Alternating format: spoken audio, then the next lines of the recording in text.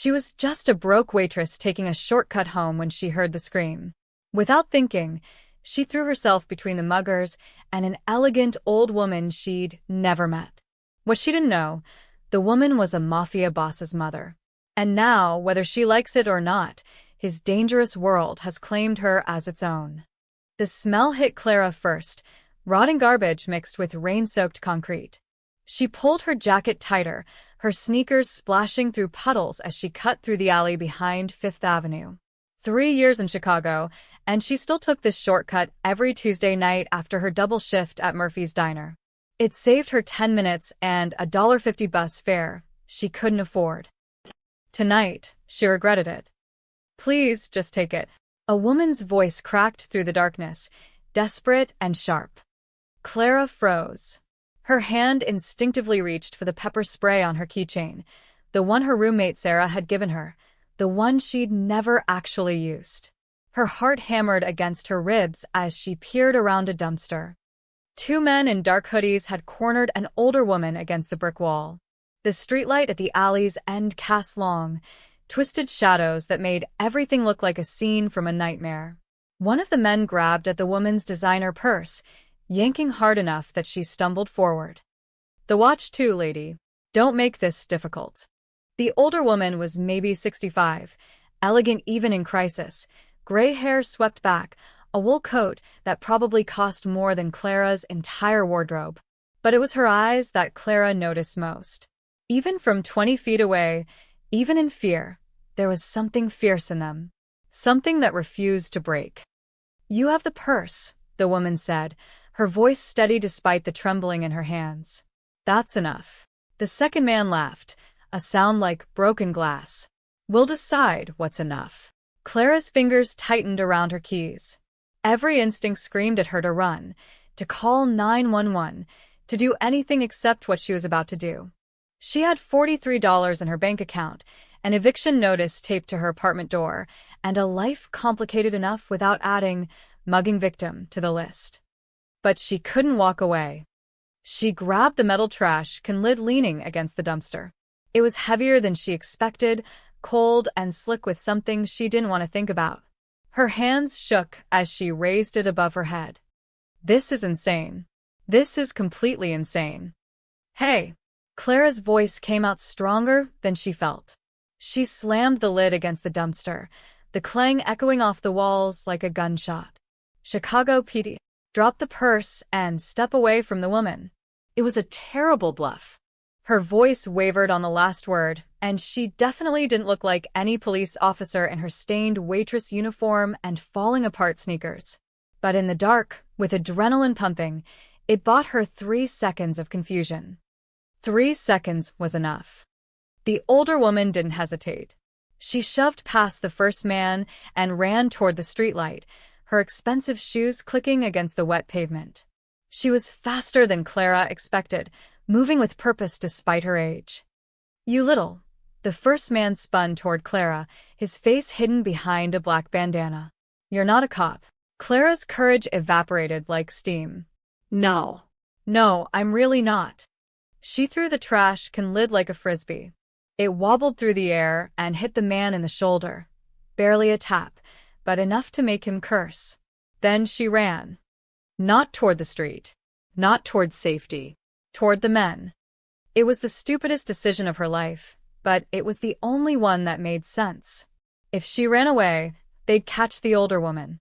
If she ran toward them, maybe, just maybe, she could buy a few more seconds. The second man grabbed her arm, his grip like iron.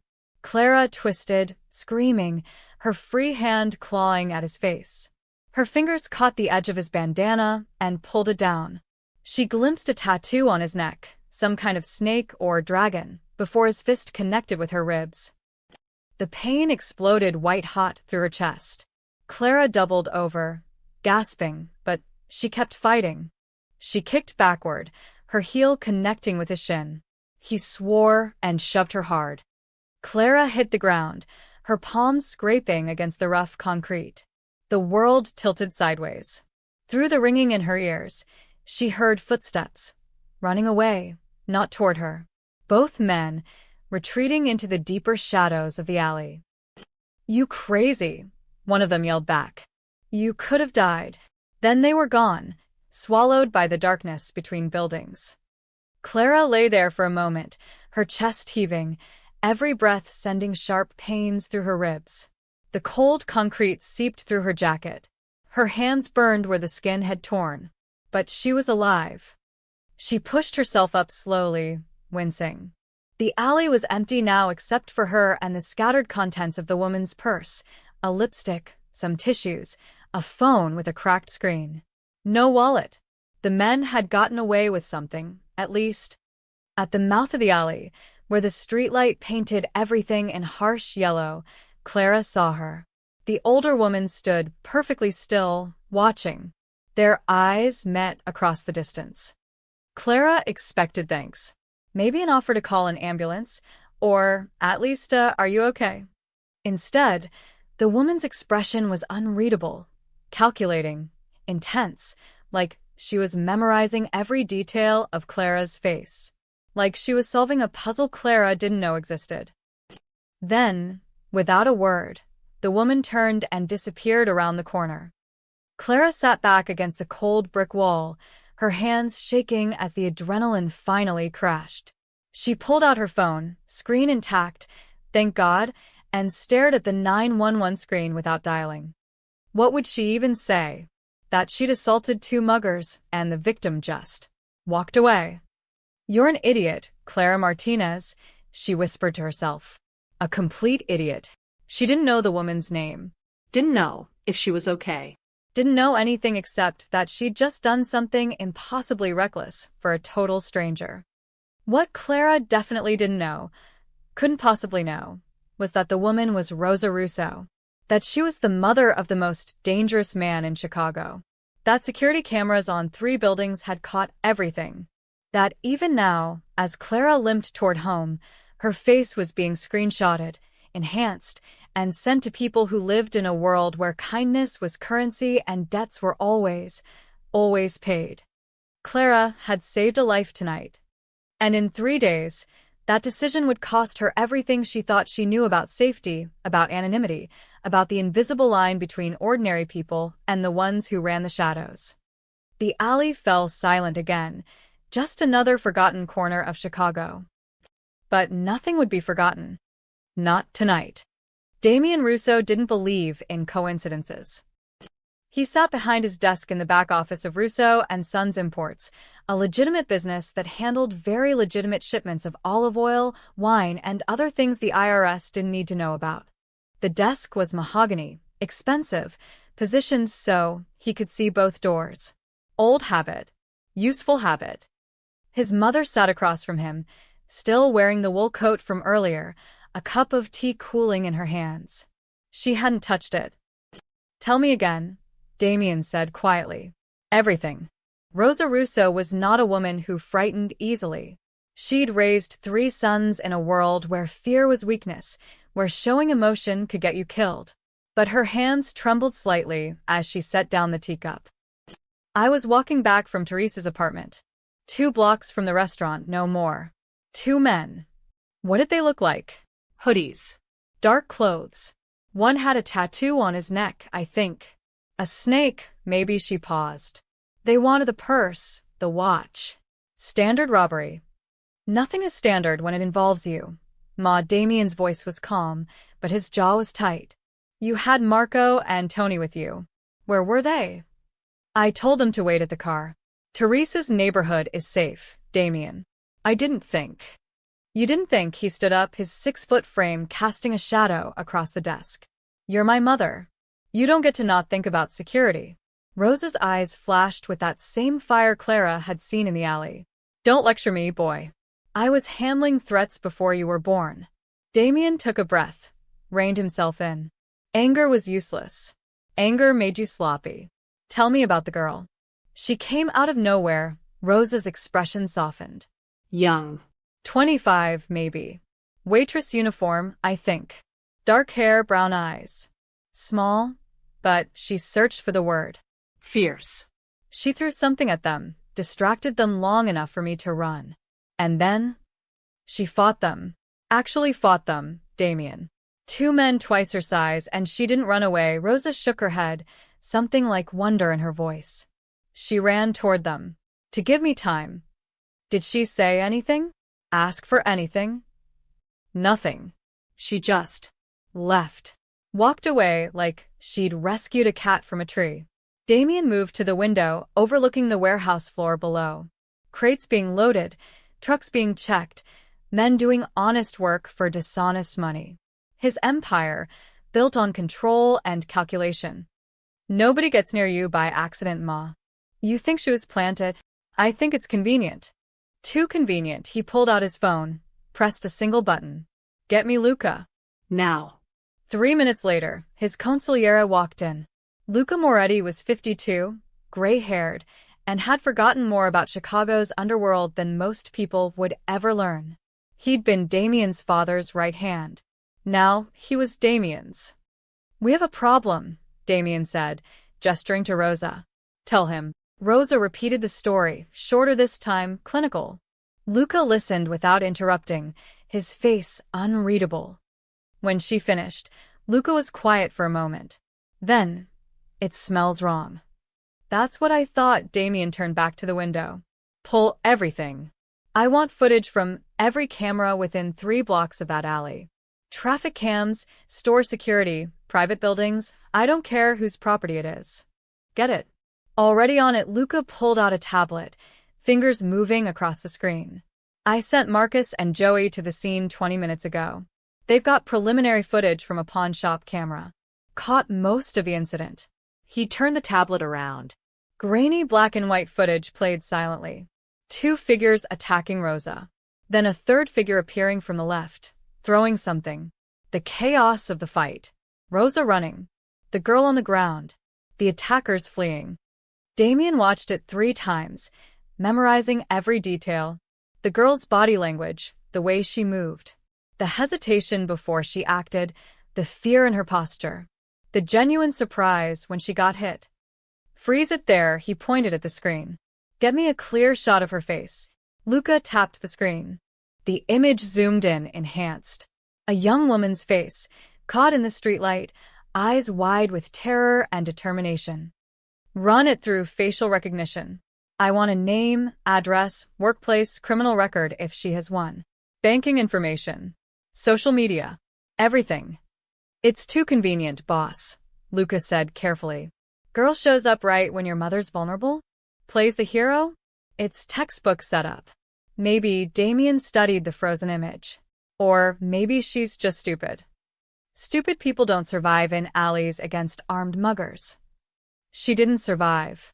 She got lucky, but even as Damien said it, he wasn't sure he believed it. There was something in the girl's face, something genuine. Or something very, very well rehearsed. His phone buzzed. A text from Marcus. Got her. Clara Martinez, 26. Waitress at Murphy's Diner on West Madison. Clean record. No gang affiliations. Lives alone in a studio on Ashland. Too clean. Everything was too clean. I want eyes on her, Damien said. 24/7. Where she goes, who she talks to, who contacts her. If someone set this up, they'll make contact to see if it worked. And if nobody contacts her? Luca asked. Damien was silent for a moment, thinking. If this was a setup, they'd need to see the response, see if bringing the girl in would flush out whoever was behind it. If it wasn't a setup, if she was genuinely just a nobody who made a stupid choice. Well, stupid choices had consequences in his world. Bring her in, Damien said finally. Quietly. No public scene. Make it look random. Wrong place, wrong time. We'll ask our questions, see what she knows. When? Give it 3 days. Let whoever's watching think they got away with it. Then move. Rosa stood up sharply. Damien, she saved my life. Or she staged a convincing performance. Either way, Ma, she's involved now. And everyone involved in my business gets interviewed. His voice softened slightly. If she's innocent, she walks away with a story and some compensation for her trouble. If she's not, he didn't finish the sentence. Luca nodded and headed for the door. Rosa stayed, her eyes fixed on her son. Your father would have sent flowers, she said quietly. My father is dead because he trusted the wrong people. Damien looked at his mother, at the woman who taught him that mercy was a luxury their family couldn't afford. I won't make the same mistake. Rosa left without another word. Alone in his office, Damien looked at the frozen image on Luca's tablet one more time. Clara Martinez. Nobody. Waitress. Hero or plant. Genuine or fake. In 3 days he'd know which. And if she was playing him, if someone thought they could use his mother as bait, he'd make sure they learned what happened when you made the Russo family look weak. The office fell silent except for the hum of the warehouse below. Damien picked up his phone and made another call. It's me. I need a team ready. 3 days. He hung up and returned to his paperwork. Business as usual. Until it wasn't. Clara had almost convinced herself it was over. 3 days had passed since the alley. 3 days of limping through double shifts with bruised ribs, fielding questions from Sarah about the scrapes on her palms, and jumping at every shadow on her walk home. But nothing had happened. No follow-up. No police questions. No mysterious thank you cards from elegant old ladies. Life had gone back to normal.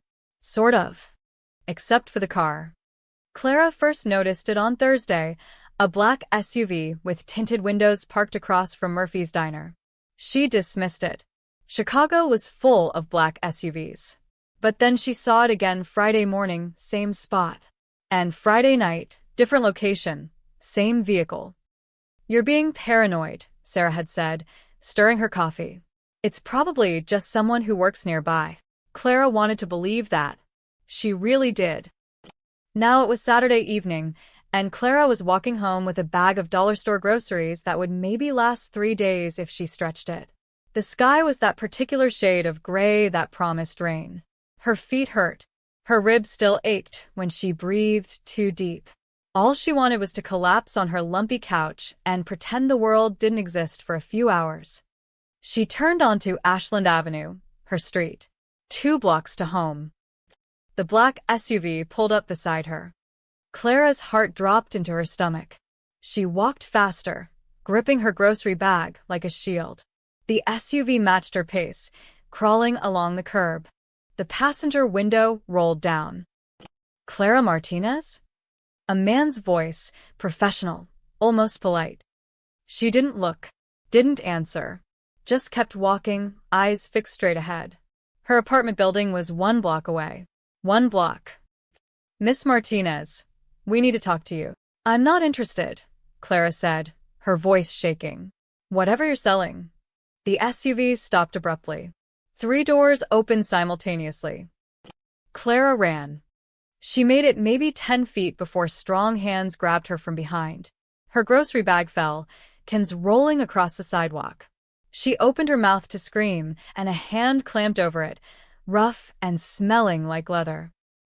Don't make this difficult, a voice hissed in her ear.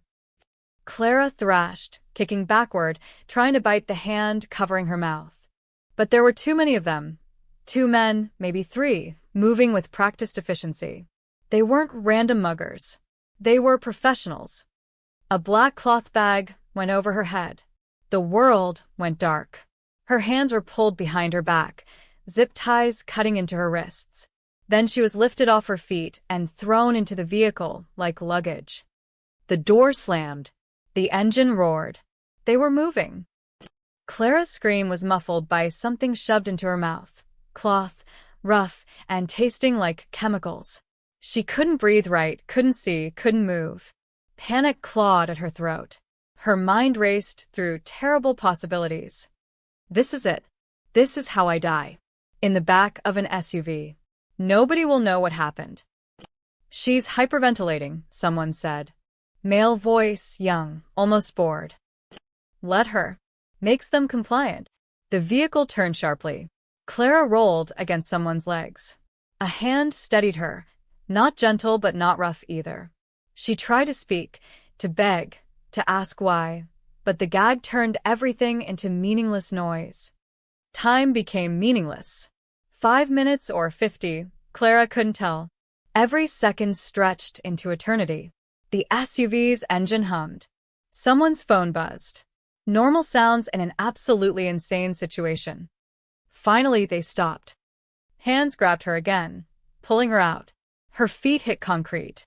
A warehouse, maybe, or a garage. She could hear the echo of footsteps, feel the cold industrial air. They walked her forward, her sneakers scuffing against the ground. A door opened. Then another. Then they sat her down hard in a metal chair. The zip ties were cut from her wrists, but before Clara could move, her arms were pulled to the chair's armrests and secured again. Same with her ankles. She was completely immobilized. The hood was ripped off. Clara blinked against the sudden brightness. A single overhead bulb illuminated a small concrete room. No windows. One metal door. The chair she sat in was bolted to the floor. There was a drain in the center of the room. Oh God. Oh God, this is a kill room. 3 men stood around her. Suits. Expensive ones. They looked like businessmen, not thugs. Somehow that made it worse. The gag was removed. Clara gasped, sucking in air, her jaw aching. Please, she managed. Please, I don't have money. I don't have anything. You've got the wrong person. The men didn't respond. One of them checked his phone. Another leaned against the wall, arms crossed. They were waiting. Please just tell me what you want. The door opened. A 4th man walked in. Older than the others, gray hair, sharp eyes. He looked at Clara the way someone might examine a bug under a microscope, with clinical curiosity and zero emotion. Miss Martinez, he said. His voice was cultured, educated. Do you know why you're here? No. No, I swear, I don't know anything. I'm nobody. I'm just a waitress. You know exactly why you're here. The words were cold. Final. Like a judge reading a death sentence. Clara's mind raced. Was this about the alley? The old woman? But that was 3 days ago. She'd saved someone. She'd done a good thing. Why would? Unless the woman hadn't wanted to be saved. Unless Clara had stumbled into something she wasn't supposed to see. Unless those weren't random muggers and Clara had just destroyed someone's plan. The woman in the alley, Clara whispered. This is about her. The gray-haired man's expression didn't change. Smart girl. Not smart enough to mind your own business, but smart enough to figure out you're in trouble. I didn't see anything. I don't know anything. She needed help and I helped. That's all. That's all, the man smiled, but it didn't reach his eyes. You inserted yourself into a very delicate situation, Miss Martinez. Made yourself relevant. Made yourself a variable. I'm not a variable. I'm just. You're whatever we decide you are. He pulled out a phone, typed something. Right now, you're a question mark. And my employer doesn't like questions. So we're going to have a conversation. A very thorough conversation. And you're going to tell us everything. There's nothing to tell. Then this will be quick. He gestured to one of the other men. Start with the basics. Who sent her? Who she works for? What she was supposed to accomplish? Nobody sent me. Nobody. But they weren't listening anymore. The gray-haired man left. The door closed with a heavy, final thud. One of the remaining men pulled up a chair, sat down backward on it, facing Clara. Let's try this again, he said calmly. From the beginning. Who do you work for? Clara's voice cracked. Murphy's Diner. I work at Murphy's Diner on West Madison. You can call them. They'll tell you. I'm nobody. I'm nobody. The man sighed like she was being deliberately difficult. And Clara realized with absolute, crystalline terror that nothing she said would matter. They'd already decided she was guilty of something. The only question was what they'd do to her before they figured out they were wrong. If they ever figured it out at all. The door opened again 30 minutes later. Clara had answered the same questions over and over. Who sent you? Why that alley? How did you know she'd be there? What were you paid? Her voice was hoarse from insisting she was telling the truth, from begging them to just check her phone, her apartment, her bank account. Anything that would prove she was exactly who she said she was. Nobody. The man who walked in now was different. He didn't look like muscle. He looked like money. Tailored charcoal suit, no tie, dark hair swept back from a face that could have belonged to a banker or a lawyer. But it was his eyes that made Clara's breath catch. They were dark, calculating, and absolutely devoid of warmth. Eyes that had seen terrible things and hadn't flinched. The other men straightened immediately, a subtle shift that spoke volumes. This was the boss.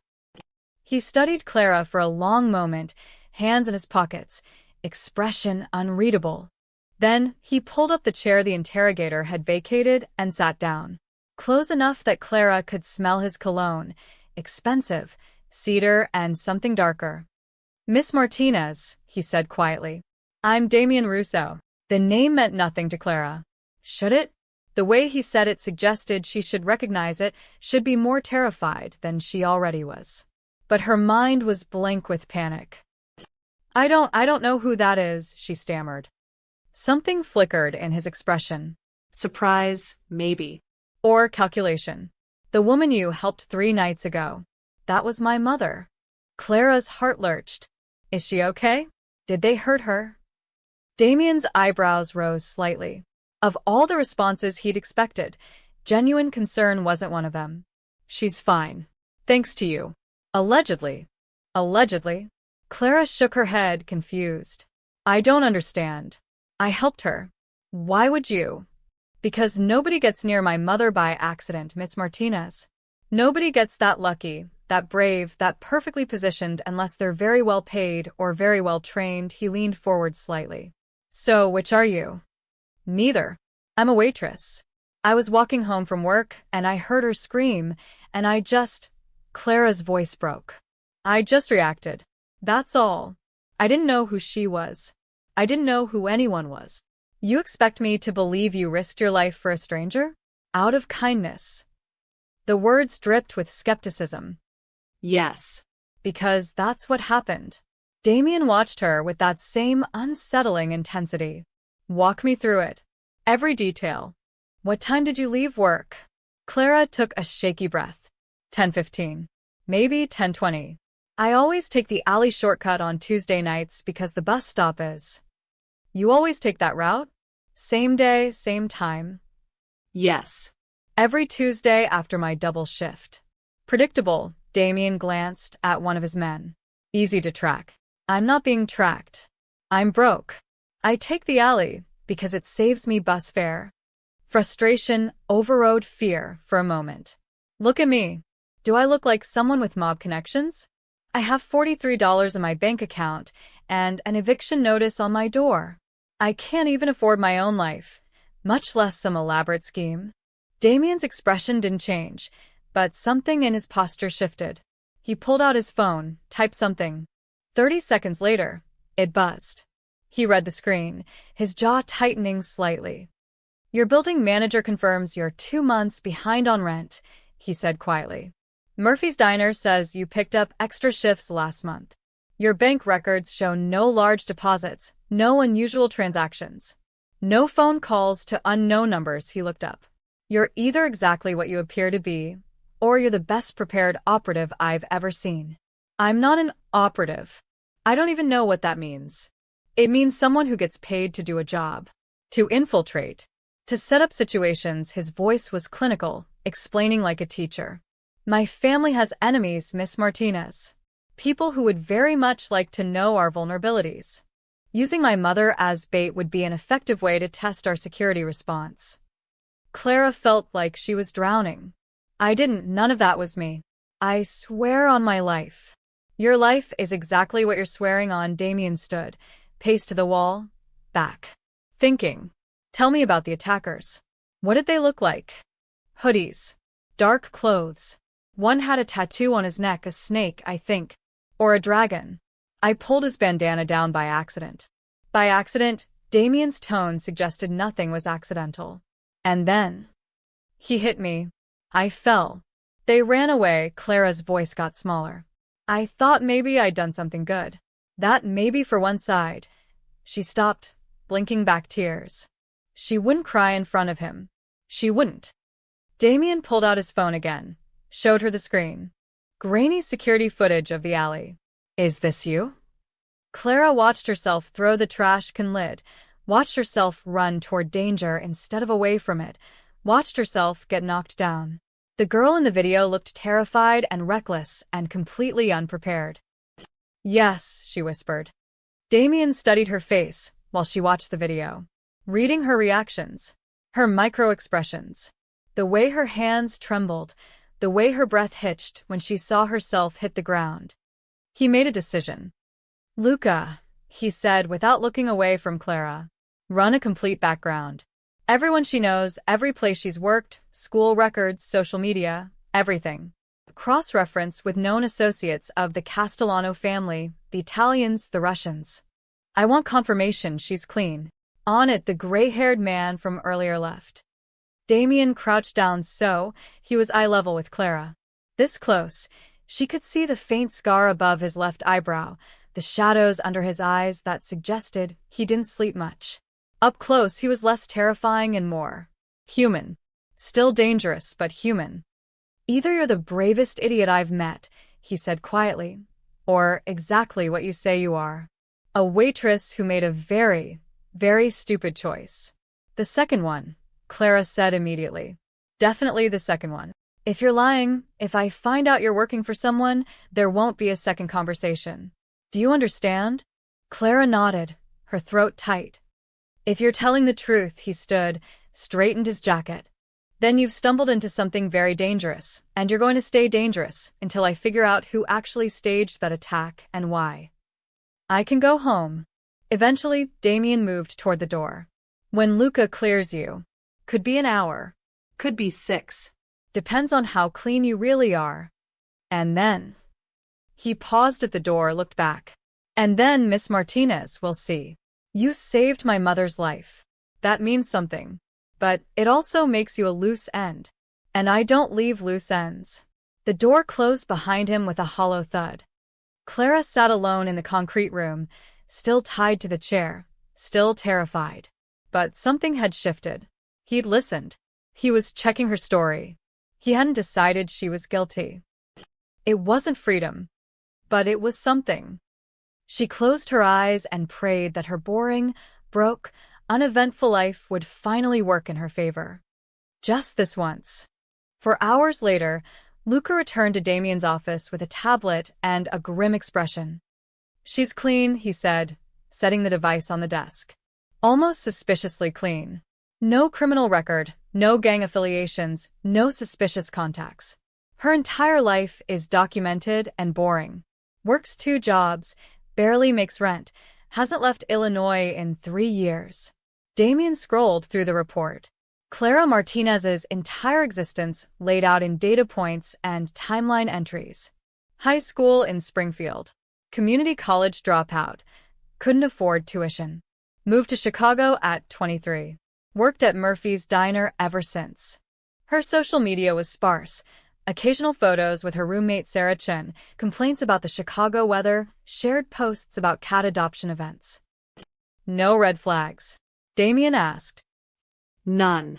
She's exactly what she appears to be. Nobody. Luca paused. Which either means she's genuinely innocent, or someone spent years building an incredibly deep cover. Years for one alley ambush? That's excessive even for the Castellanos. Maybe it wasn't about your mother specifically. Maybe they built an asset and waited for the right opportunity. Luca leaned against the desk. Or maybe she's just a girl who made a stupid choice and we're overthinking it. Damien stared at Clara's photo on the screen. She looked younger in it, smiling at some diner event, wearing a paper birthday hat. Before she'd stumbled into his world. Before fear had carved itself into her features. The attack itself, Damien said slowly. You pulled footage from other angles? 3 cameras total. The attackers were professionals, moved with training, knew where the blind spots were. But they let Rosa go too easily. The girl interfered and they just ran. Exactly. Damien stood, moved to the window overlooking the warehouse. They weren't trying to rob my mother. They were testing response time. Seeing how long it would take for security to arrive. What protocols we'd follow. The Castellanos, Luca said. Has to be. They've been quiet for 6 months, watching, learning. This was a probe. A low-risk way to study our weaknesses. Damien's jaw tightened. And the girl was supposed to be collateral damage. Someone they could blame if it went wrong. So, she's innocent. Of being planted? Yes, Damien turned back. But she's still useful. Luca raised an eyebrow. How? Whoever staged this doesn't know we grabbed her. For all they know, she went home, kept her mouth shut, forgot about it. But if they think we're interested in her, Damien smiled, cold and calculated. They'll assume she's become an asset. Someone under our protection. You want to use her as bait. I want to see who comes sniffing around. Damien paced, thinking out loud. We release her. Make it quiet but not invisible. Let our surveillance be just visible enough that the right people notice. If the Castellanos were behind this, they'll make contact. Try to turn her, threaten her, something. And if they try to grab her, then we grab them. Finally get confirmation of who's making moves against us. Damien picked up his phone. It's clean. Low risk. She goes back to her normal life. We keep eyes on her, and we wait. She won't agree to it. She doesn't have to agree. She doesn't even have to know. Damien headed for the door. She just has to live her life while we watch who takes an interest. Luca followed. And when this is over, when we've identified the threat, Damien paused. Then she goes back to being nobody, with enough money to handle her rent problem and forget this ever happened. If she survives being bait, she'll survive. We'll make sure of it. Damien's voice was firm. My mother would expect that much. Clara jerked awake when the door opened. She dozed off at some point, exhaustion overriding terror. Her neck ached from the awkward angle of the chair. Damien walked in alone. No guards, no Luca. Just him and that unreadable expression. You're free to go, he said simply. Clara blinked. What? Your story checks out. You're not working for anyone. You're just, he paused, something almost like amusement in his eyes, an idiot with good intentions. I can leave. Yes, he moved behind her, cut the zip ties himself. But understand something, Miss Martinez. You saved my mother. That creates a debt. It also creates attention. Attention you don't want. Clara rubbed her wrists, red and raw from the restraints. I just want to forget this happened.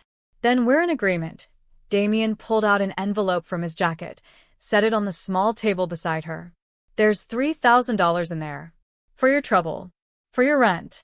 For keeping this incident to yourself. Clara stared at the envelope like it might explode. I don't want. It's not a request. Take it.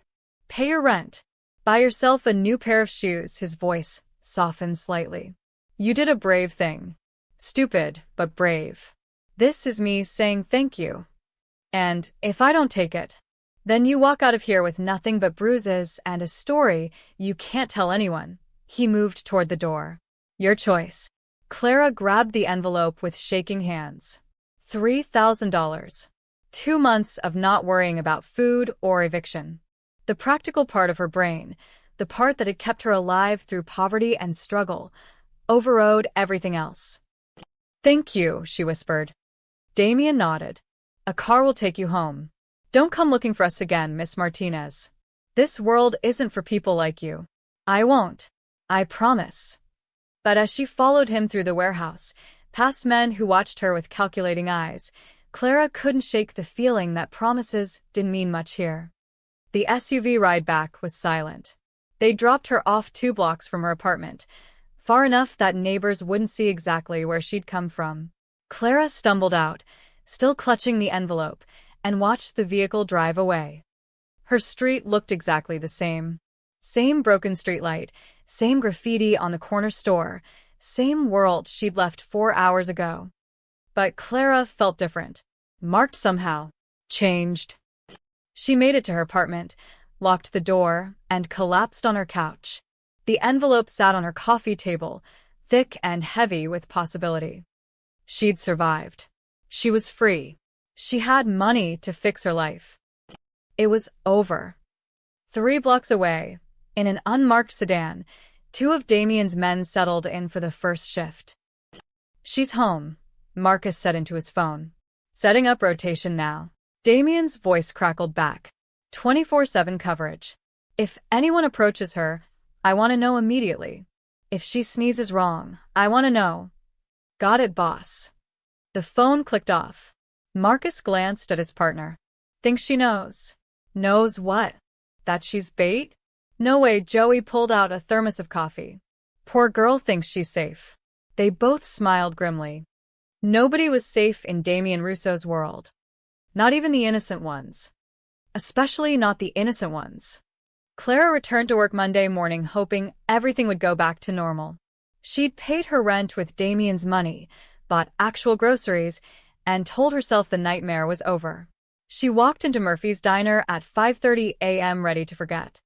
But the way Marcus, the line cook, looked at her told a different story.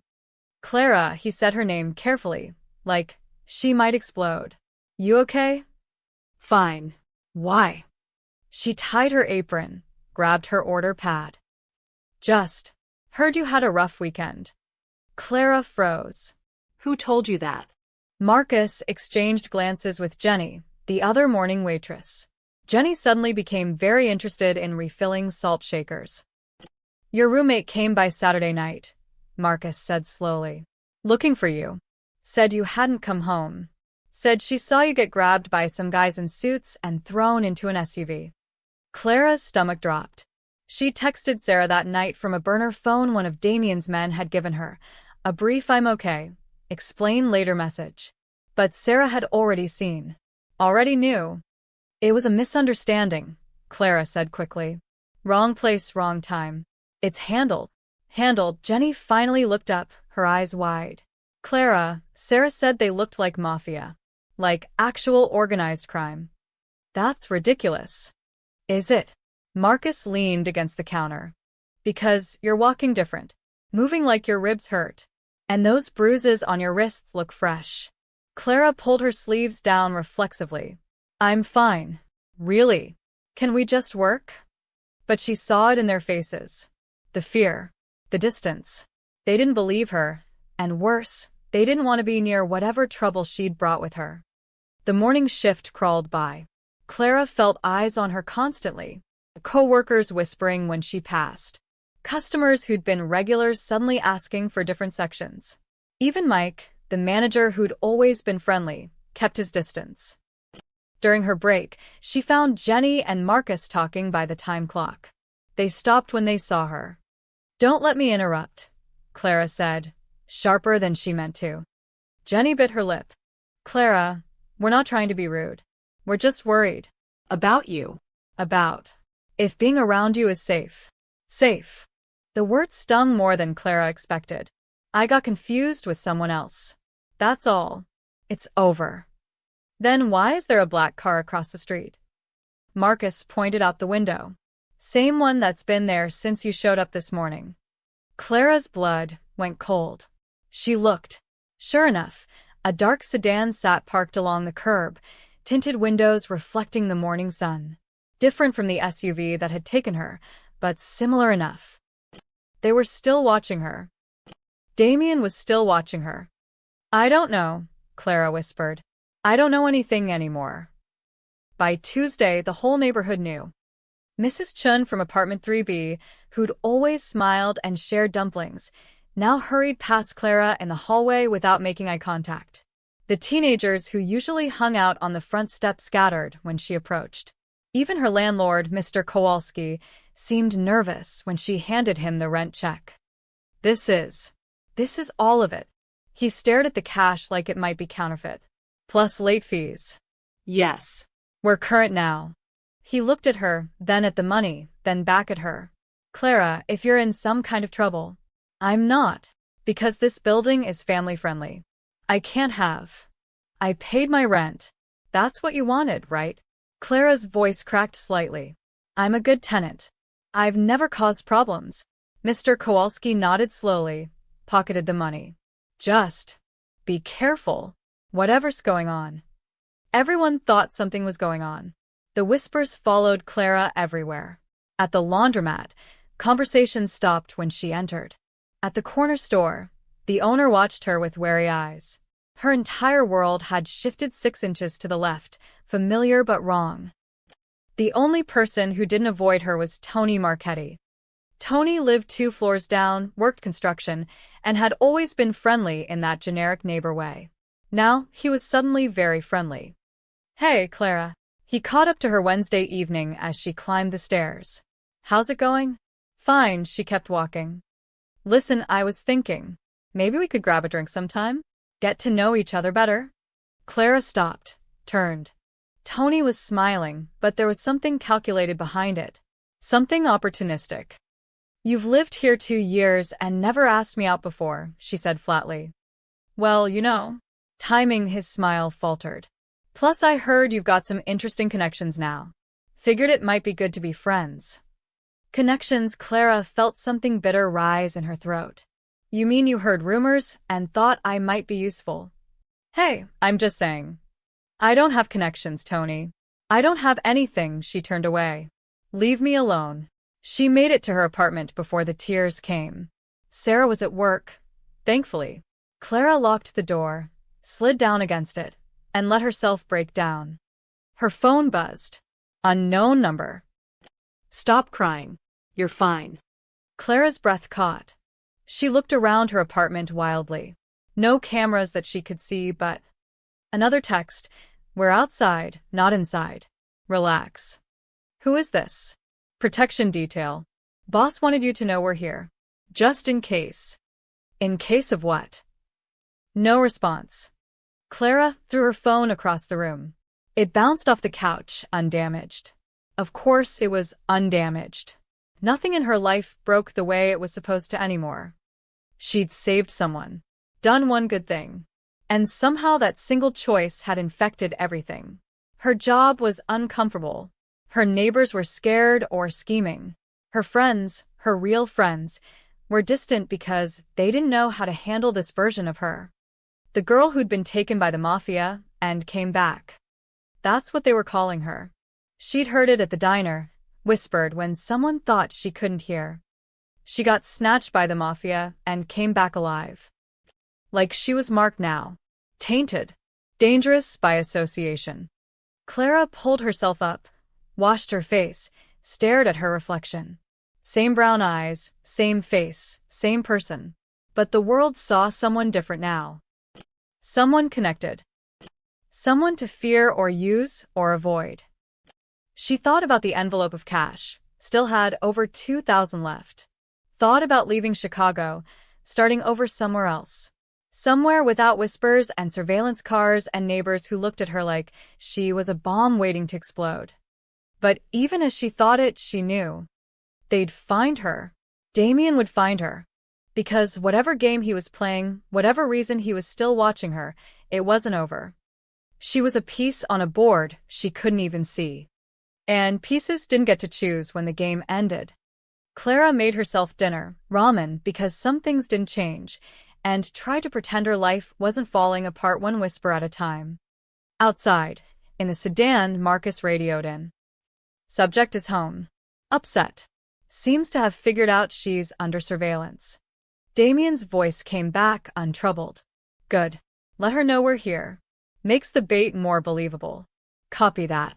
The line went dead. And Clara, eating ramen alone in her apartment, had no idea that her isolation was exactly what Damien wanted. Vulnerable. Visible. Perfect. Thursday night, Clara took the long route home from work. Not the alley. Never the alley again, but the well-lit streets where people walked dogs and couples held hands. Normal people doing normal things. She'd made it 2 blocks when she felt it. That prickling awareness of being watched. Not by Damien's men in their obvious sedan. She'd gotten used to them. The way you get used to a persistent headache. This was different. Sharper. More immediate. Clara walked faster. The street was busy enough. Shops still open. A few restaurants with outdoor seating despite the October chill.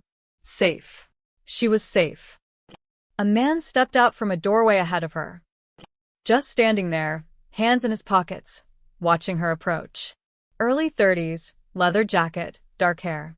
He smiled when he saw her notice him. Clara's instinct screamed. She turned to cross the street.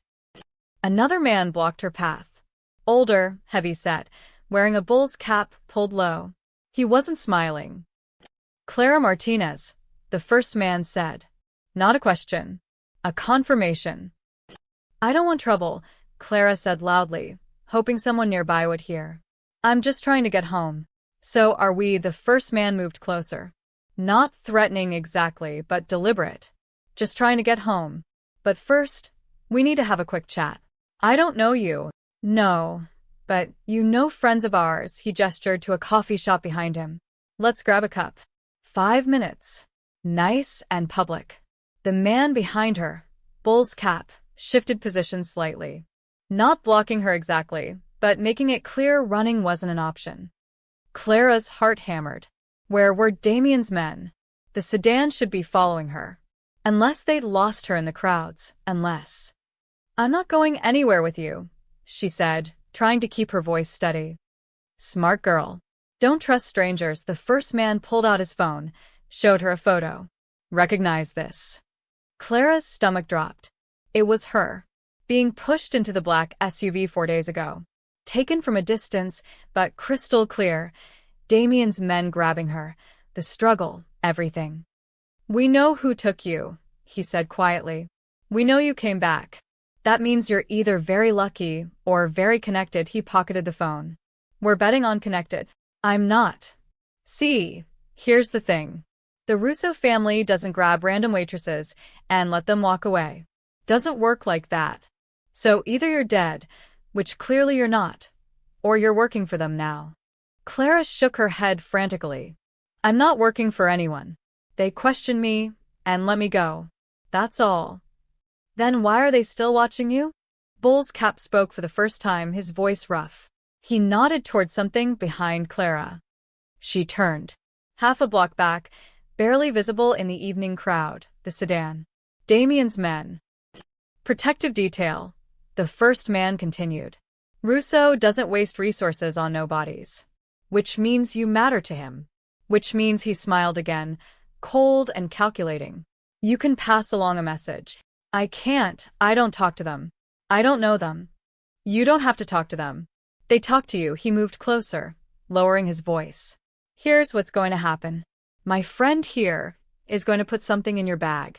You're going to take it home, and when Russo's boys ask you about your evening, and they will, you're going to give it to them." "I won't." "You will. Because if you don't, we'll assume you're not being cooperative. And people who don't cooperate with us." He didn't finish the sentence. Didn't need to. Clara felt hands on her purse. Bull's cap, moving with practiced efficiency. He unzipped the outer pocket, slipped something inside, zipped it back up. The whole thing took 3 seconds. "What is that?" Clara's voice came out as a whisper. "A message. Nothing dangerous. Just information your new boss needs to see." The first man stepped back, casual, like they'd just had a friendly conversation. "You deliver it. That's all. Easy, right?" "I'm not delivering anything. I'll throw it away the second you leave." His expression hardened. "No, you won't. Because we know where you live, Clara Martinez. We know where you work. We know your roommate Sarah teaches ESL classes on Tuesday and Thursday evenings at Roosevelt High. We know everything." The threat landed like a physical blow. Sarah. They knew about Sarah. "Don't hurt her," Clara breathed. "She has nothing to do with this. Then make sure that message gets delivered. Tonight." He turned to leave, then paused. "Oh, and Clara, don't try to run. Don't try to hide. You're in this now. The only way out is through." They walked away, disappearing into the evening crowd like they'd never existed. Clara stood frozen on the sidewalk, people flowing around her. Her purse felt like it weighed 1,000 pounds. Inside was something, a message, a package. Who knew what? Meant for Damien Russo. Meant for the man who'd kidnapped and interrogated her. Meant for the Mafia. She looked back. The sedan was still there. Had they seen the encounter? Were they about to swoop in? Nothing happened. The car just sat there, watching. Clara forced herself to walk. Her apartment was still 10 blocks away. Every step felt like walking deeper into quicksand. Her mind raced through options. Throw the envelope away, but they'd threaten Sarah. They knew where she lived. Give it to Damien's men, but then she'd be actively working for him, actually passing messages like they assumed she was. Go to the police and tell them what? That she was caught between two criminal organizations because she'd tried to help someone. There were no good choices, just varying degrees of terrible. She made it home, her hands shaking so badly she could barely unlock the door. Sarah wasn't there yet, teaching night. Clara dumped her purse on the kitchen table like it might bite her. The envelope was plain manila, sealed, bulky. Something solid inside. Papers maybe. Or money. Or God knew what. Her phone buzzed. Unknown number, but she knew who it was. Saw you talking to someone. Everything okay? Damien's surveillance team. Of course they'd seen. Of course they had questions. Clara stared at the phone, then at the envelope, then back at the phone. She typed, I need to talk to Damien Russo. Now. The response came within seconds, cars downstairs. Clara grabbed the envelope, her purse, didn't even bother with a jacket. She flew down the stairs and out the front door. The sedan was already there, back door open. She got in without being asked.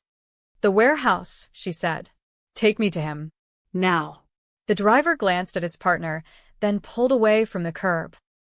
Clara clutched the envelope in her lap. She'd spent 4 days trying to escape Damien Russo's world. Now she was running straight back into it.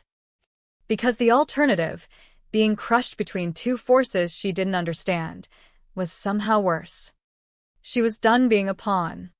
If she was going to survive this, she needed to know the rules of the game. And the only person who could teach her was the man she feared most. The warehouse looked different at night. Darker. More menacing. Security lights cast harsh shadows across the loading dock where the sedan pulled up. Clara was escorted inside by the same men who'd grabbed her days ago, but this time she walked willingly.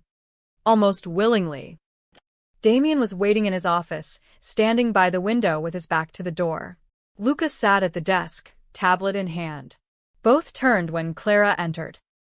Miss Martinez, Damien's tone was neutral. Unexpected visit. Clara held up the envelope with shaking hands. Your enemies gave me this. Told me to deliver it to you. Said if I didn't, her voice cracked. They threatened my roommate. Damien crossed the room in 3 strides, took the envelope. Not from her hands. He was careful not to touch her. He held it up to the light, examining it.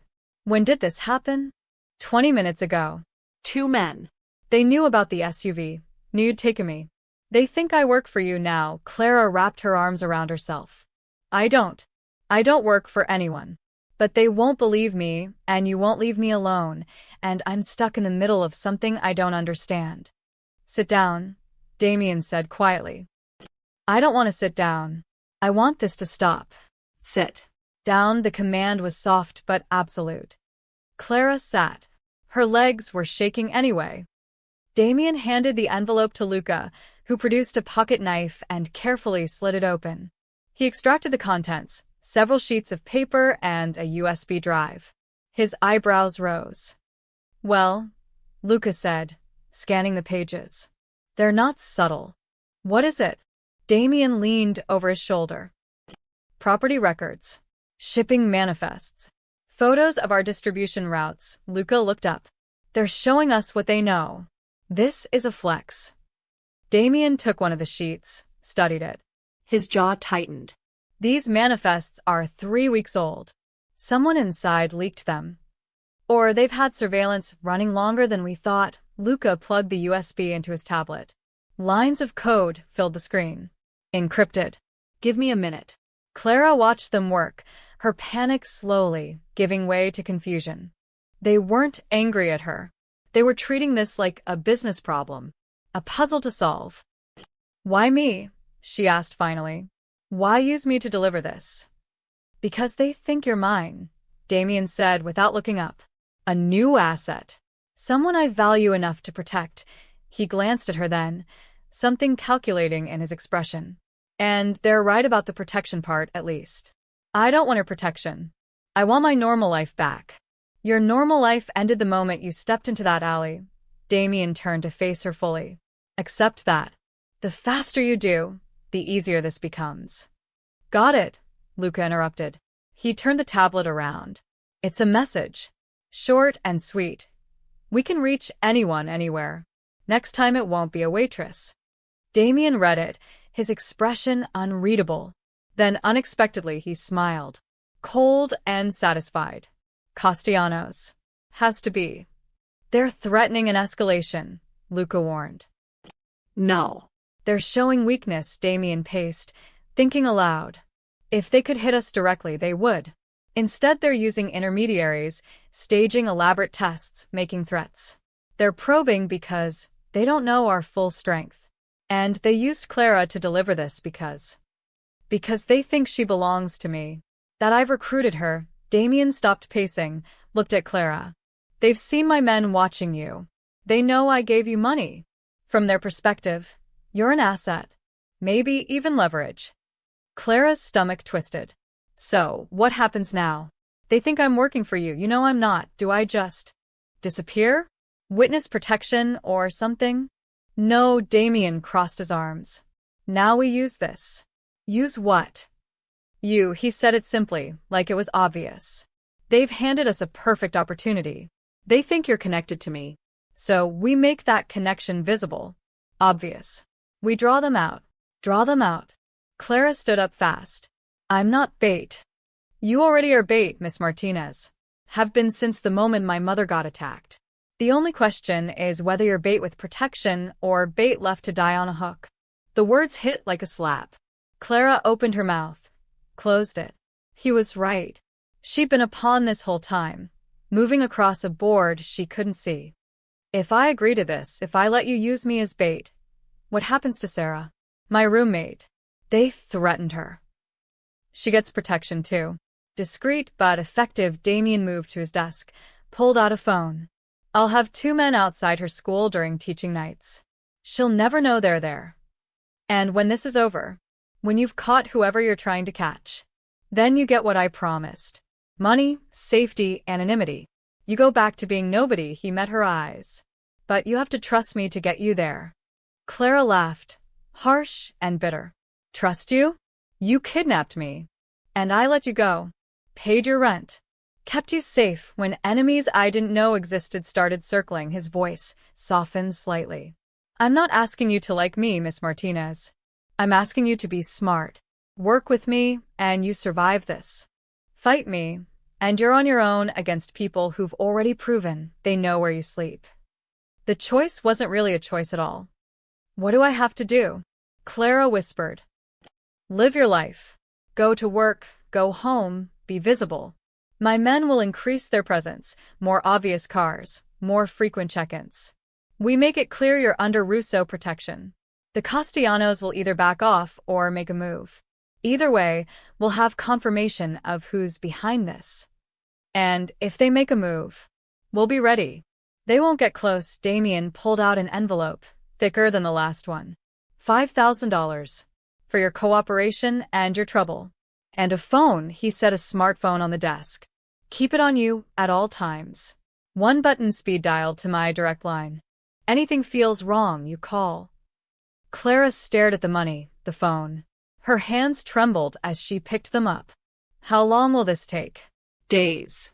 Maybe a week. Luca closed his tablet. These things move fast once they start moving. And my roommate really will be safe. Safer than she is now, Damien said. That's a promise. Clara nodded slowly. She was doing this, actually agreeing to be bait for a Mafia war. The absurdity almost made her laugh. One condition, she said. Damien raised an eyebrow.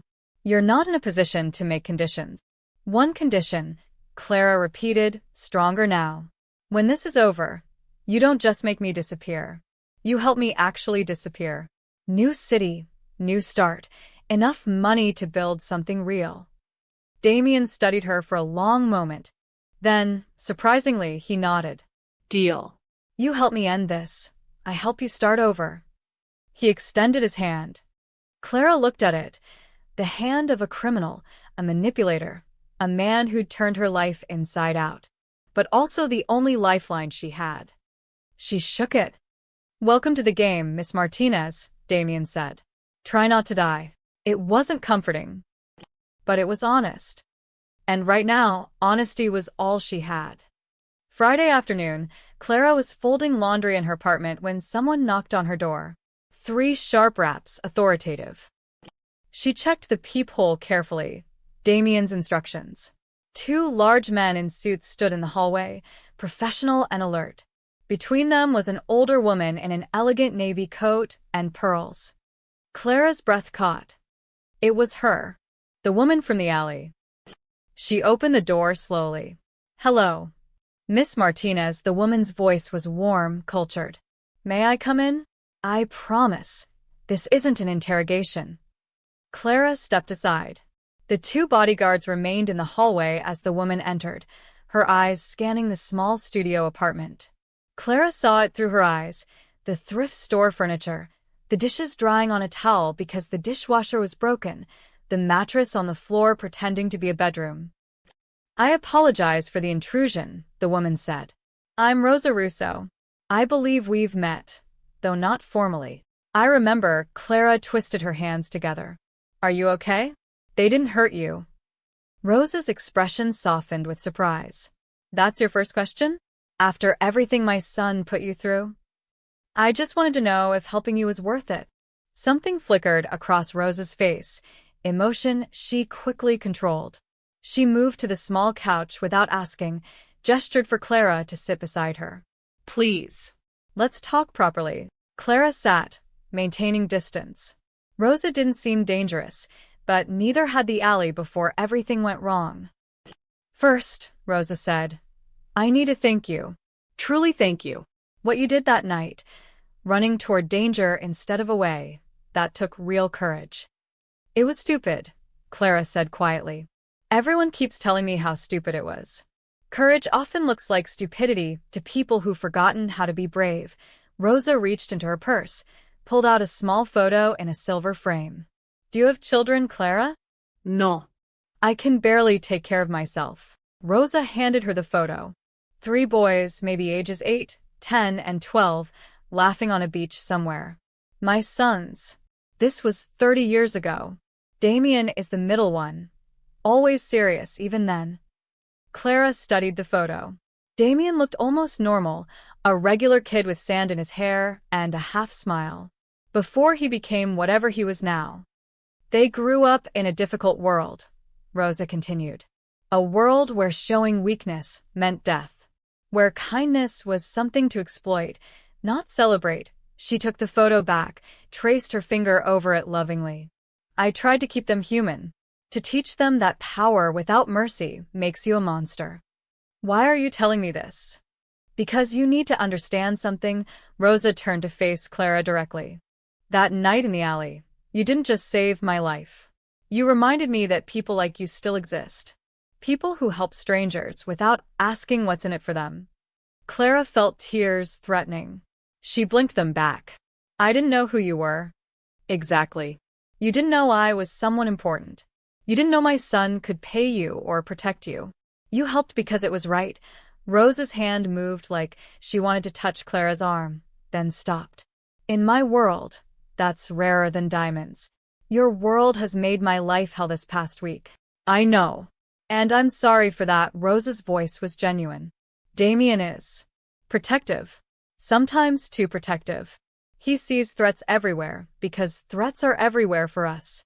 But he's not a monster, Clara. He's a man trying to protect his family the only way he knows how. By using me as bait." Rosa sighed. "By being strategic. It's how he survives." She paused. "But he also made sure you're protected. Made sure your roommate is safe. Given you resources to start over when this ends. That's more than strategy. That's honor." Honor. Clara laughed bitterly. "Is that what we're calling kidnapping now?" No. Kidnapping is kidnapping. But honor is keeping you alive when easier options existed." Rosa's voice grew firmer. "You stumbled into a war, Clara. A war between families that's been brewing for months. You became a symbol whether you wanted to or not. Damien could have eliminated that symbol. Instead, he's protecting it. The words settled heavily. Clara hadn't thought about it that way, that keeping her alive was actually the harder choice. The men who attacked you, Clara said quietly. The ones in the alley. Were they trying to hurt you or test response times? Security protocols. They wanted to see how long it took for my protection detail to arrive. Rosa's jaw tightened. They expected me to be alone, vulnerable, reporting back what happened. You ruined their plan. So, they're angry at me too? No. They're confused by you. And confusion makes them cautious. Rosa stood, moved to the window, overlooking the street. You're a wild card, Clara Martinez. Nobody knows what to do with you. That's keeping you alive. Clara joined her at the window. 2 floors down, she could see the black sedan, ever present. Will this ever really be over? Yes. One way or another, wars end. My son will make sure it ends favorably for us. For you, Rosa turned to face her. And when it does, I want you to know something. What you did mattered. You saved a mother. That means more than you can imagine. I just wish it hadn't complicated everything. The best things usually do. Rosa pulled a card from her purse. My private number. If you ever need anything, truly anything, you call me directly. Not Damien. Not his men. Me. Clara took the card, stared at the embossed numbers. Why would you give me this? Because I owe you a life debt. In my family, that's sacred. Rosa moved toward the door, paused. And because I see something in you. Something strong. You'd survive in my world if you had to. I don't want to survive in your world. I want to survive in mine. Then we'll make sure you can. Rosa opened the door. Her bodyguards immediately flanked her. Be careful, Clara. Be smart. And remember, you're not alone in this. You have my protection, not just my son's. She left, the door closing softly behind her. Clara stood in her empty apartment, the card in her hand, feeling like the world had tilted again. Rosa wasn't what she expected. There was warmth there, genuine gratitude, a mother's fierce love for her children. It made everything more complicated. Because it's easier to hate faceless criminals than it is to hate a mother who saves photos of her sons as children. Easier to resist being part of their world when you don't see their humanity. Clara looked at the card again, then carefully placed it in her wallet next to the emergency phone Damien had given her. She was collecting lifelines from people she wasn't sure she should trust. But in a war between shadows, even questionable lifelines were better than drowning alone. Her phone buzzed. Text from Sarah. Working late tonight. Don't wait up. Clara glanced out the window. The sedan was still there. Somewhere else in the city, 2 more of Damien's men were watching Sarah teach English to immigrants trying to build better lives. Protection or surveillance. Lifeline or leash. Maybe both. Maybe that's what survival looked like now. Tuesday night. 1 week since the alley. Clara's last shift before Damien had promised this would resolve itself. She pulled her jacket tight against the October wind and started the walk home from Murphy's Diner. 10:40 p.m. The streets were quieter than usual, the first real cold snap keeping people indoors. The new phone Damien had given her buzzed in her pocket. A text, take your normal route tonight. Clara stopped walking. Her normal route.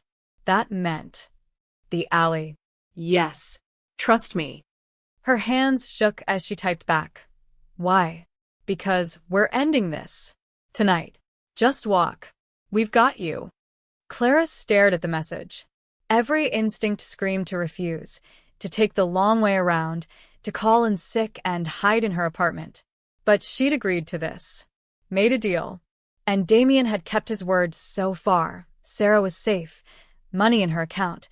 No one had touched her. She took a breath and turned toward 5th Avenue. Toward the alley. The street was nearly empty. A few cars passed, headlights cutting through the darkness. Clara's footsteps echoed too loud on the sidewalk. She felt exposed, vulnerable, like prey walking into a trap. I'm the bait, she reminded herself. The trap is for them, not me. Didn't make her feel better. She reached the alley entrance, The same one where everything had started. The same dumpster. The same shadows. Even the smell was identical, garbage and rain-soaked concrete. Clara's ribs ached with muscle memory. She stepped into the darkness. 30 feet in, she heard it. Footsteps behind her. Multiple sets moving fast. Clara's heart exploded into overdrive. She walked faster, not quite running. Couldn't look weak. Had to play this right. Clara Martinez, a man's voice, the same one from before. Leather jacket guy. Stop right there. She stopped, turned slowly. 3 men this time. Leather jacket, bull's cap, and a new one, younger, nervous-looking. They spread out, blocking both her escape routes. Twice in 1 week, Leather jacket said, smiling without warmth. Must be fate. I delivered your message, Clara said, proud her voice didn't shake. Like you asked, we're done. Oh, we're not done. See, Russo didn't respond the way we expected. Didn't back off. Didn't even acknowledge our warning. He moved closer. Which means either he doesn't care about you, or he's playing a bigger game. Either way, we need to know which. I don't know anything.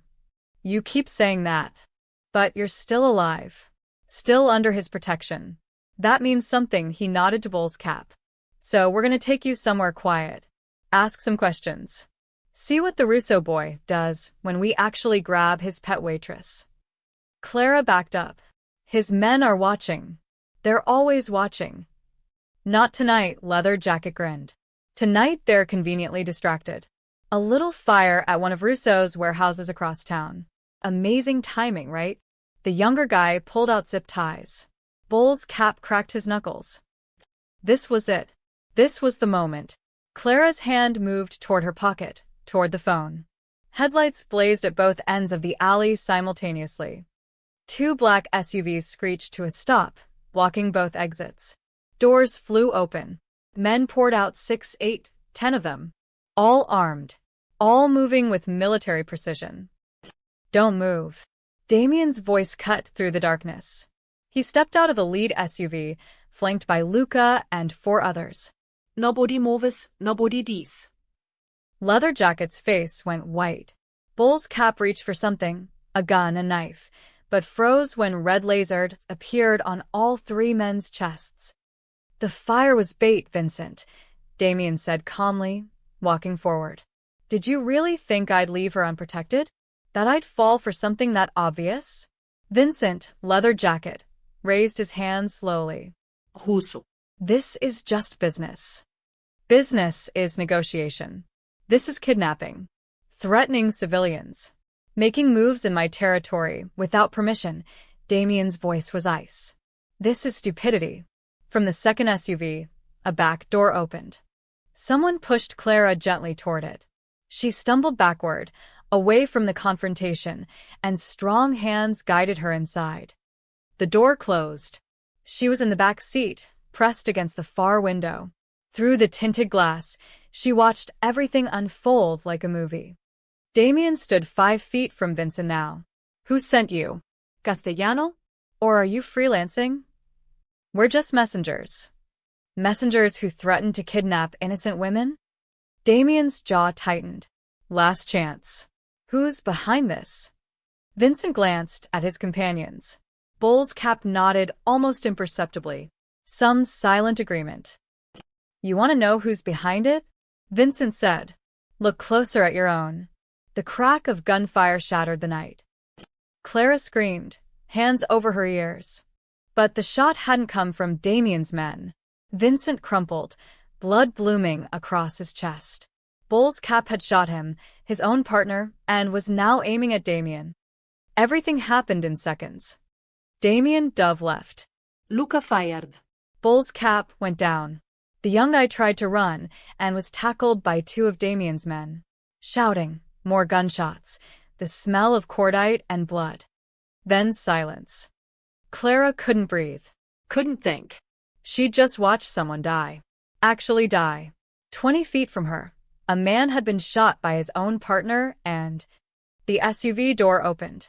Damien slid in beside her, composed despite what had just happened. No blood on him, thank God. But his eyes were hard. Drive, he ordered. The vehicle lurched forward, navigating around the bodies, the chaos.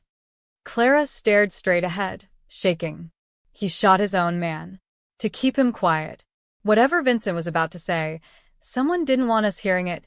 Damien was already on his phone. Luca, keep the young one alive. I want him talking. And sweep the area. Someone was watching this, coordinating. He hung up, looked at Clara. You okay? I just watched someone die. Her voice sounded distant, disconnected from her body. And you're alive because we expected this. Because we were ready, his tone softened slightly. I told you we'd keep you safe. I meant it. What did he mean? Look closer at your own? Damien's expression darkened. That someone in my organization is working with the Castellanos. A rat, he cursed quietly. This just got more complicated. The SUV drove through the night, putting distance between them and the alley. Clara couldn't stop shaking. Behind them, sirens began to wail. Police responding to reports of gunfire. But they were already gone. Take her home, Damien told the driver. Then to Clara, pack a bag. You're not staying at your apartment tonight. Neither is Sarah. We're moving both of you until I clean house. Moving us where? Somewhere safe. Somewhere no one inside my organization knows about. He met her eyes. The war just changed, Clara. And until I know who I can trust, you're staying close. It wasn't a request. The waitress who'd walked into an alley a week ago was gone. What remained was a survivor, whether she wanted to be or not. The safe house was a condo in Lincoln Park, sleek, modern, completely anonymous. Sarah paced near the windows, talking rapidly on her phone to someone, trying to explain why she'd been pulled from her apartment by professional security at midnight. Clara sat on the leather couch, still wearing her waitress uniform, staring at nothing. She couldn't stop seeing it. Vincent crumpling. The blood. The sound of the gunshot echoing off brick walls. Clara? Sarah hung up, sat beside her. Talk to me. You're scaring me. I'm okay. You're not okay. You've been sitting like that for an hour, Sarah's voice cracked. What happened tonight? I can't. Clara's throat closed. I can't talk about it yet. The door opened. Luca stepped in first, scanned the room with professional efficiency, then nodded to someone behind him. Damien entered, still wearing the same clothes from the alley, looking tired but controlled. Miss Chun, he said to Sarah. There's a bedroom upstairs. I need to speak with Clara alone. Sarah looked at Clara, who nodded slightly. Sarah squeezed her hand once, then left, throwing suspicious glances at Damien as she climbed the stairs. Damien waited until the bedroom door closed. Then he moved to the bar, poured 2 glasses of whiskey, and handed one to Clara. I don't drink, she said quietly. Tonight you do. He sat in the chair across from her. Trust me. Clara took the glass, sipped. It burned going down, but the warmth helped, grounded her, made the numbness recede slightly. The young one talked, Damien said. Gave us names. Castellano's nephew was coordinating everything, the attack on my mother, the surveillance, tonight's ambush. Trying to prove himself to his uncle. And Vincent, the man who was supposed to be eliminated by his own people. Loose end. They knew we'd grab someone eventually, so they made sure whoever we grabbed couldn't talk. Damien's jaw tightened. Sloppy work. Desperate work. Clara took another drink. So it's over? Almost. We know who the rat is now, one of my warehouse supervisors. He's being dealt with. Damien paused. The Castellanos will back off. We've made our point clear.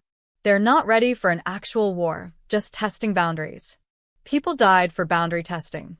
Yes, Damien met her eyes.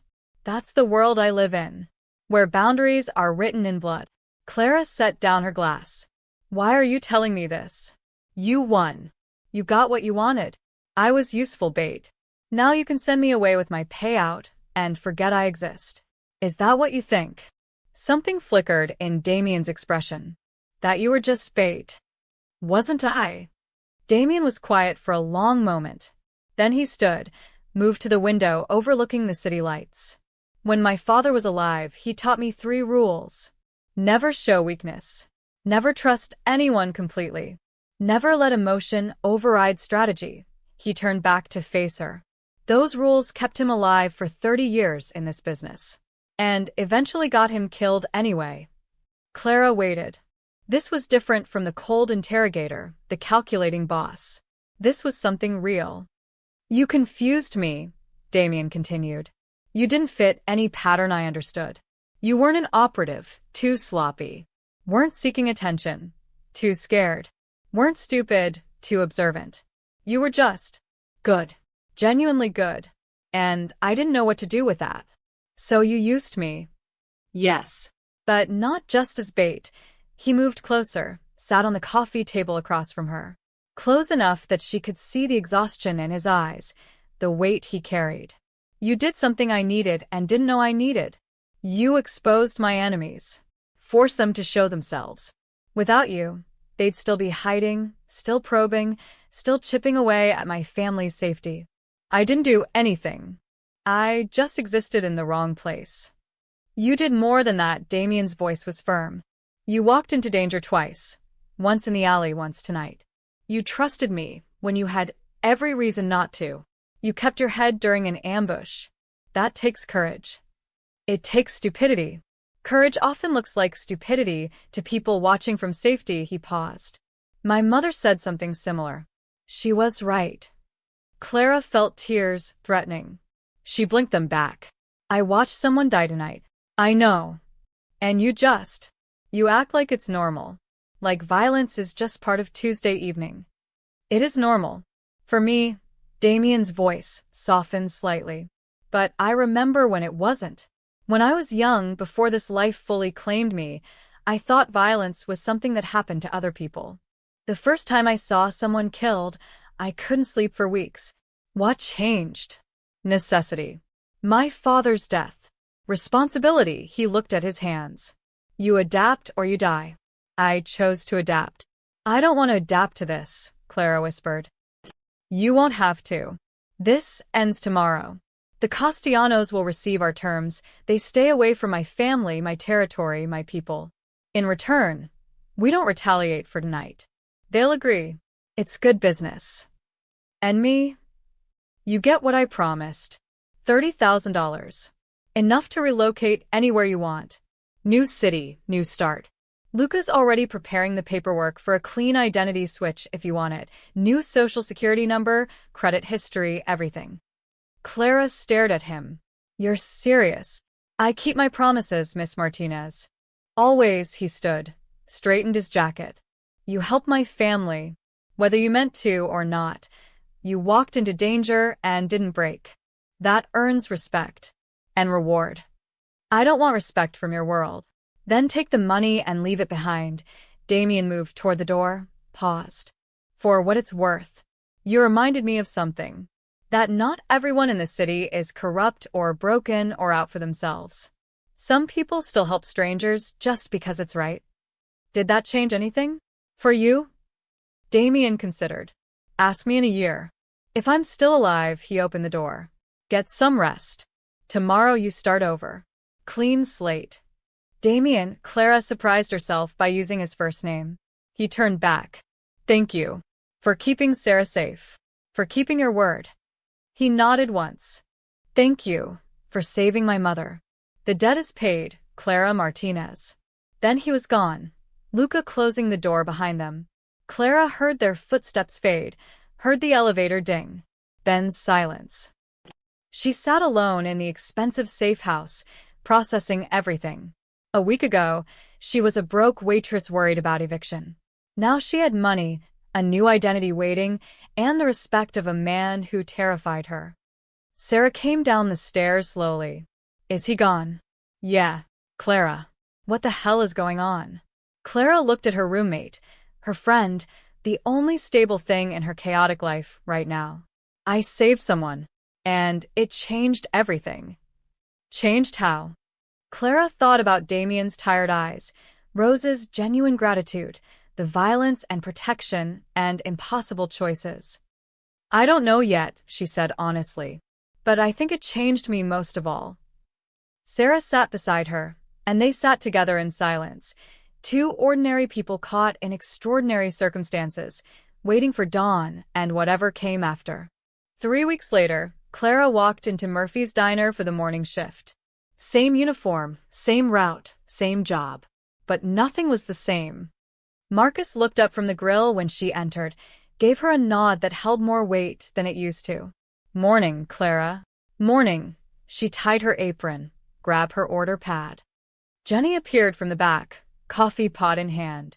"Table 6 is asking for you specifically. Regular guy, comes in every Tuesday now." Clara glanced over. An older businessman, reading the Tribune, completely ordinary. Except he always sat in her section. Always tipped exactly 50%.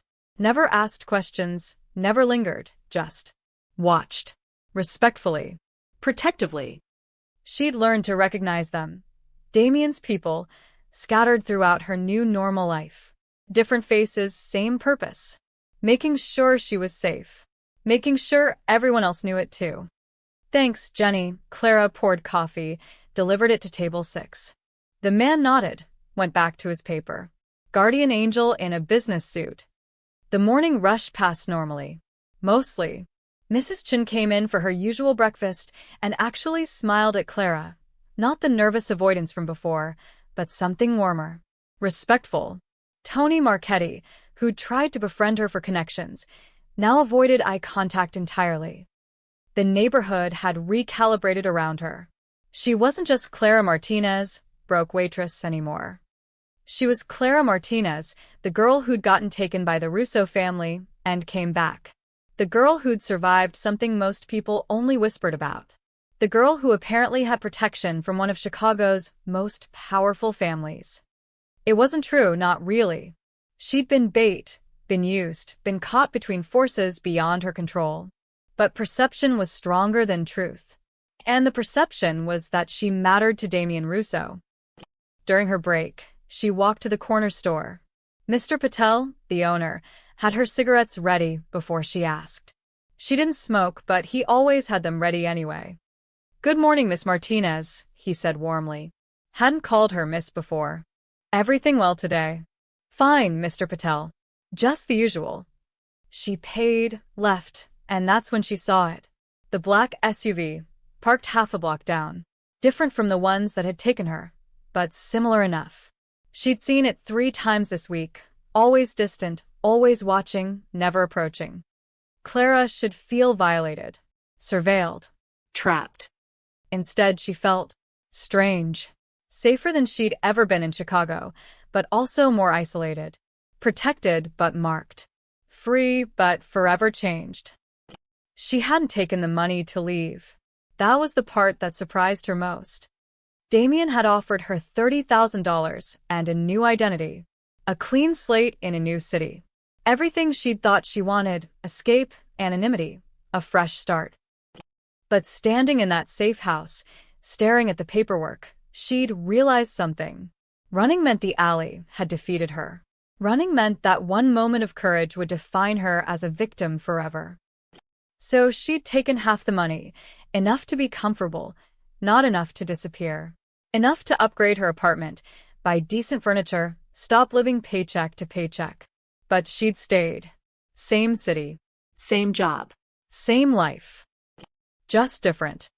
Sarah had moved out 2 weeks ago, taken a teaching position in Minnesota. "Too much drama," she'd said, hugging Clara goodbye. "I love you, but I can't live wondering if men in suits will show up again." Clara understood. She'd become a lightning rod, and lightning was dangerous to everyone nearby. Now she lived alone in a better apartment, paid her bills early, saved money for the first time in her life. She had Damien's emergency number saved in her phone, had never used it, probably never would, but it was there. Rose's card was in her wallet, also unused. Connections to a world she'd never wanted but couldn't fully escape. The diner shift ended at 2 p.m. Clara walked home in daylight, took the main streets. The alley, that alley she avoided now. Some boundaries you didn't cross twice. Her apartment building looked the same, but the residents treated her differently. They held doors open, nodded respectfully, asked if she needed anything. Some with genuine kindness, others with the careful politeness you showed someone connected to power. Clara climbed the stairs, unlocked her door, stepped into her quiet apartment. Photos on the wall. Her and Sarah before everything, her mother back in Springfield. Reminders of the simple life she used to have. She made coffee, sat by the window. From here, if she looked carefully, she could see the corner where the SUV usually parked. It was there now. It was always there. Damien had said the debt was paid, that she was free. But freedom had gotten complicated. She'd saved a woman in an alley. One choice, maybe 3 minutes of courage and stupidity combined. And that choice had rewritten everything. Her reputation, her relationships, her future. She wasn't part of the Russo family. Wasn't a criminal. Wasn't an operative. Wasn't anything except a waitress who'd made a split-second decision that echoed louder than she'd ever imagined. But the Mafia walked parallel to her life now. Always would. A shadow she couldn't shake, a protection she hadn't asked for, a connection that would follow her forever. Clara sipped her coffee and watched the city move below. Ordinary people living ordinary lives, unaware of the invisible lines that divided Chicago into territories and power structures. She'd crossed one of those lines 3 weeks ago, and there was no going back. She'd never joined Damien's world. Never wanted to. But that world had joined hers. And in the strangest way, as she sat in her quiet apartment with money in the bank and ghosts in SUVs watching her street, Clara realized something. She'd survived. Not just the violence, not just the fear. She'd survived becoming someone new. Someone stronger. Someone who'd faced darkness and didn't break. The girl in the alley would have been terrified by this life. The woman by the window had learned to live with it. That was enough. For now, that was enough.